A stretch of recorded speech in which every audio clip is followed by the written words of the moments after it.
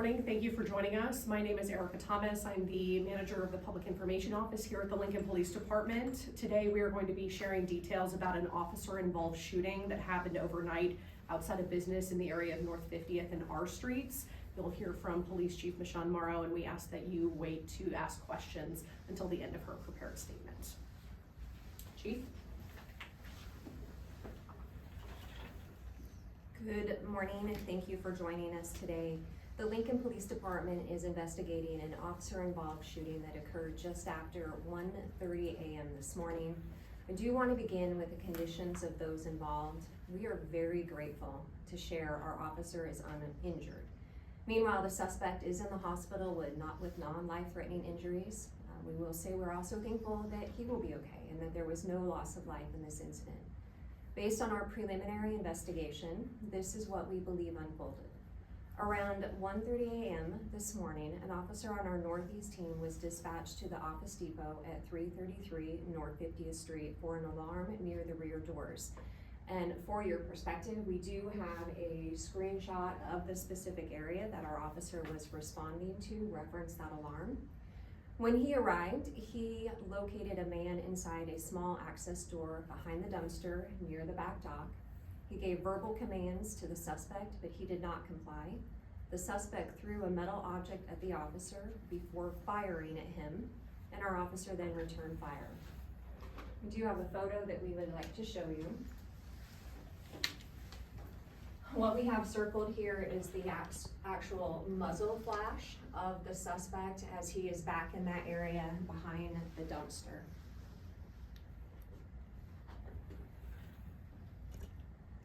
The time between the officer's arrival and shots fired was less than 90 seconds, so this all happened very quickly.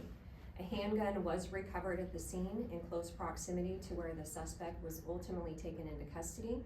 Again, we do have two still photos from body-worn camera that we will show you.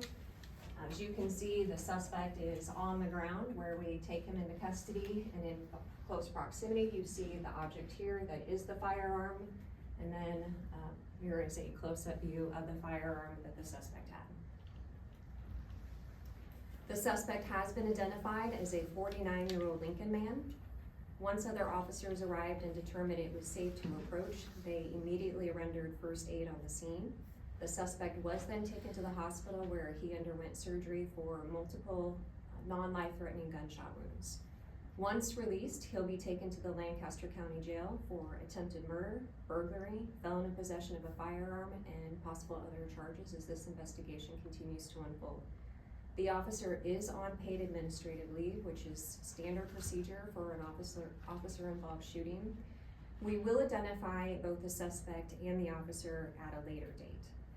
Again, the investigation is ongoing, and right now our crime scene investigators are working to gather and process evidence that will include review of body-worn camera footage, some of the stills that you saw today from that footage.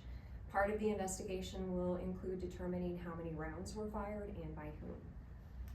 We encourage anyone who may have additional information to please reach out to LPD at 402-441-6000, or if you wish to remain anonymous, you are welcome to contact Crime Stoppers at 402-475-3600, as well as the ability to report online at lincolncrimestoppers.com or download the free P3 app. And with that, I will open it up to questions. Where was the suspect wounded at?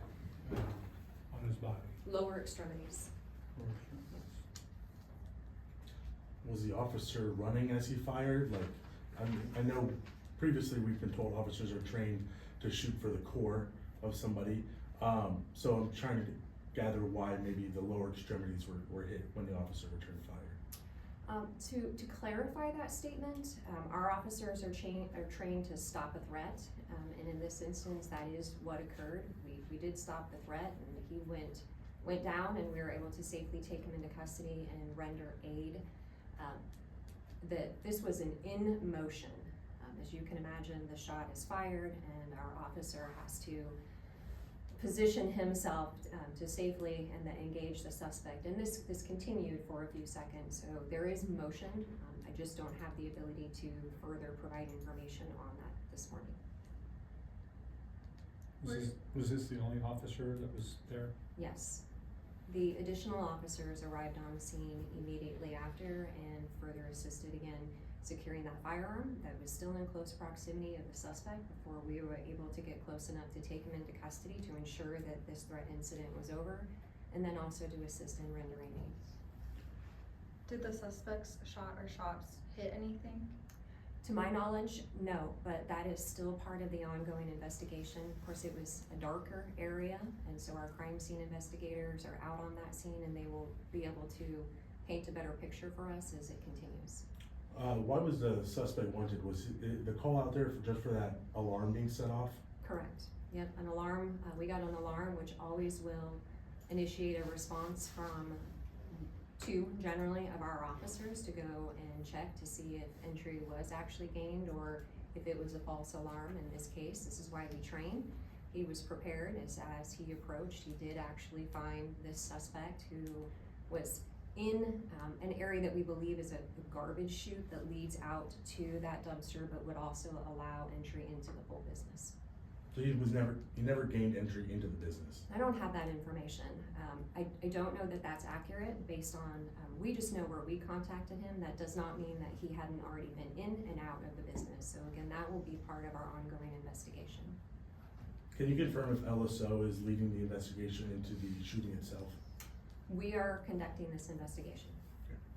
We have a joint team, and at times when we conduct these investigations, it's who is readily available to answer that call. We do have LSO assisting on the crime scene. So there's two components of this investigation that operate concurrently.